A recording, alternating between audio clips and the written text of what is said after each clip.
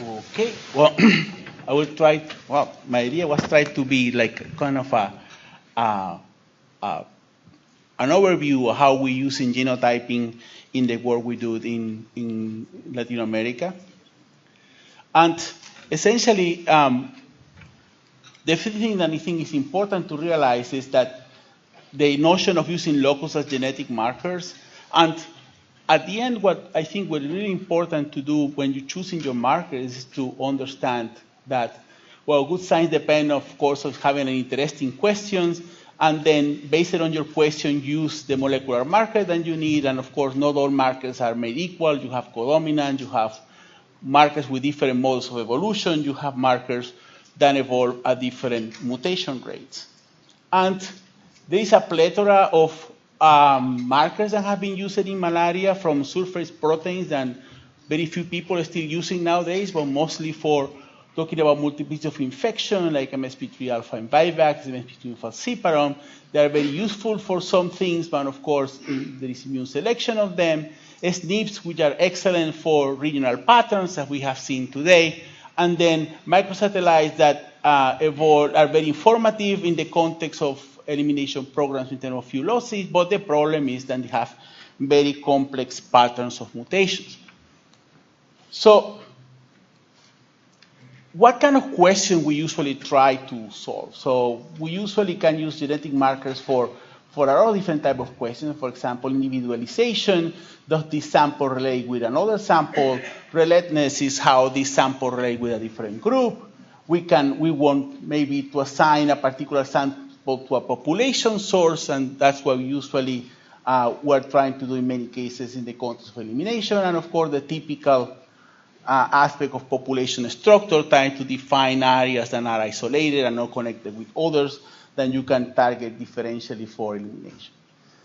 Well, when you try to do individualization, for example, a typical case will be do it in the context of reactive case detection.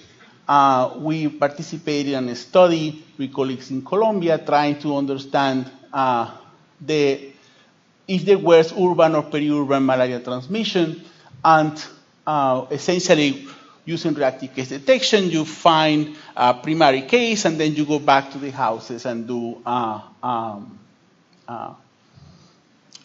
and try to genotype the secondary cases. Without to go far, this is going to be discussed in a late-breaker poster tomorrow. But anyway, to explain it exactly what we found by using simply adding genotyping, it's actually a very simple analysis. But what we found is that the primary case and the secondary cases have nothing to do. In other words, we found a lot of cryptid transmission. And well, I think the extreme case was our primary case was falciparum, and all our secondary cases were Vivax, which essentially the only thing that the primary cases allow us to do was to find active transmission, because the reactive case detection didn't lead us to a cluster of related cases that belong to the same transmission network. Of course, you can do this type of individualization analysis in a lot of different contexts, and this is simply to highlight a study that we participated in our lab in understanding the origin of noci from different reservoirs in Africa. I know this is not Latin America, but simply to show that in many occasions, that's exactly what you wanted to do. You simply wanted to see how the transmission network allow you to discover different patterns that are more informative than by simply doing diagnostic alone. The other typical type of studies that we have been doing, like others, has been, of course, population structure, and as all the previous speakers have already highlighted in a way or another, population structure is not simply geographic isolation. It has also a lot to do with inbreeding, and then in Plasmodium is particularly common, especially in areas like South America. For example, this is a district in Colombia, department in Colombia called Buenaventura, that have very high genetic diversity, and you can see that you can almost build the parasites that have been circulating there using a standard haplotype network. And you can see how, well, at the beginning there was essentially one big cluster circulating in 2011, but then you can see the replacement by a second clone that essentially are related strains. This is an structure analysis. So this is relatively common in Latin America when we have clonal expansions replacing each other, and the transmission essentially change annually, but is part of the same clones. So we can, of course, can be interested in more in understanding population structure at more a geographical level, and this is samples from Brazil, and what we did there was to try to understand how different populations in Brazil relate with each other, with a population in Mato Grosso where the epidemiologists told us that there was not, or keep telling us that there is no local transmission, okay? So what we did is using microsatellite markers and a model implemented in Migrate, which have a lot of issues, and we can talk about that at a different moment. But essentially what we found out using Migrate was that essentially Mato Grosso, all the parasites appear to be with significant migration for all the other populations. So it's essentially Mato Grosso appears to be a classical thing. We can, of course, try to use genotyping to understand transmission, and there are two separate metrics: genetic diversity at a population level of intra-host variation using multiplicity of infection. We essentially interrogated a set of samples from Turbo, locality in Colombia, where the information that we got was that there were many malaria outbreaks, and they were supposed to be migrants, okay? So what we were expecting when we started to do this work is that we were going to see some clone replacements over time, and this will be all introduced parasites. So we essentially try to see if the population dynamics can inform us something about this allegedly dynamic of migrants all the time, and then try to describe what happened with this Plasmodium falciparum population through time and see how it changes through time. So we interrogated 8 different microsatellites in this sample of 8 years, and something that we found is that, well, this was using the structure. We didn't find any mark pattern through the years, and actually went, we were able, using this type of samples, using a standard coalescent model to try to estimate the mutation rate of microsatellites, and we found that the microsatellites, at least in our population, evolved in relatively simple models and a relatively fast mutation rate to 10 to the minus 2, which allows us to try to make inference about transmission during that period of time. And this is for giving you an idea of what happened. This is the effective population size of the parasite, and essentially doesn't change much over the years. And these are the number of real malaria cases. So essentially, what our analysis concluded was that what we have here are outbreaks from the existing parasites, but we found no real evidence that there was any introduction of new parasites of migrants in that particular population, that is with this set of markers. So although there were some two numbers of lineages, all these were local lineages, and essentially the expansion of the changes in transmission, the changes in malaria prevalence appear to be simply expansion of local parasites and no any new particular influx of parasites.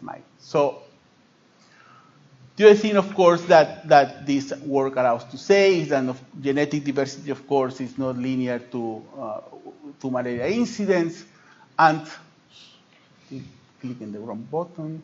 And then, of course, parasite diversity could provide some information if you have longitudinal data. And in this case, the incident was more increase of local parasites than probably was due to the failure of deploying of particular strategies, control strategies, rather than simply migration as usually imputed in these cases. Then we can try to estimate transmission intensities, trying to use metrics like multiplicity of infection. And of course, multiplicity of infection has been correlated with a lot of different things like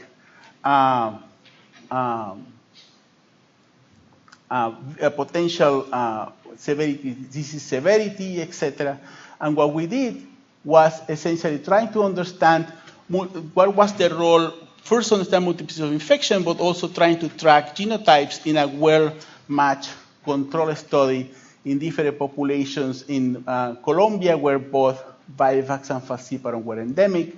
And then we essentially match uncomplicated malaria with complicated cases, but we did it both in space and in time. In other words, it's not that we took 300 complicated cases and compared against 200 non-complicated cases. We actually match each time that we have a complicated cases with uncomplicated cases in the same area and at the same time. And when you do that, you actually found that there is no difference in the genotypes that are circulating in complicated and uncomplicated cases, so it's very likely a host problem. And you can do that both in falciparum, you can do that in Vivax, and essentially there was no difference in the genotypes between the two. And the only thing that we found that was interesting, at least to us, was that multiplicity of infection appeared to be related with malaria severity just in Plasmodium vivax, and in this case, multiplicity of infection were for parasites that were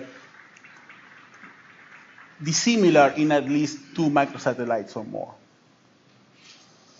So the conclusions that we reached is that there was some association between multiplicity of clonal infections and vivax severity, and there was some contrasting pattern between vivax and falciparum, because we didn't see that in falciparum, but probably have to do because most of the so-called multiclonal infections in falciparum were simply different for 1 microsatellite. So they were highly related parasites anyway in the first place.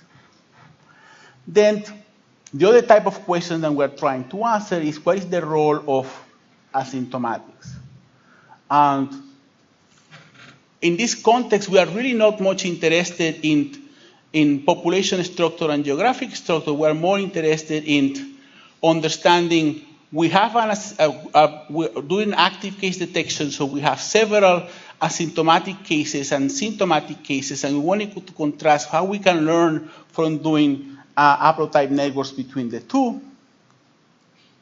And then what we found, at least we have found so far in 2 different populations, is essentially that the asymptomatic cases, well, you're not going to see it that much here, but next will be better, tend to have a more genetic diversity than the symptomatic cases, and all the symptomatic cases appear to emerge from asymptomatic cases. In other words, we always find matches between symptomatics and asymptomatics, and then we find asymptomatics that have no match with the symptomatics, which tend to suggest that the cryptic transmission of malaria in the area is actually very, very important, and that I'm not saying that all the clinical cases necessarily derive from asymptomatic cases. What we are saying is that there is a lot of cryptic transmission of malaria in the region that is simply not being caught up based on symptomatic surveillance. So anyway, this work has been useful for all the collaborators, particularly from the Alzheimer in Colombia, CLAIM, and the Alzheimer in the Amazonia, and this is the sources of support. Thank you.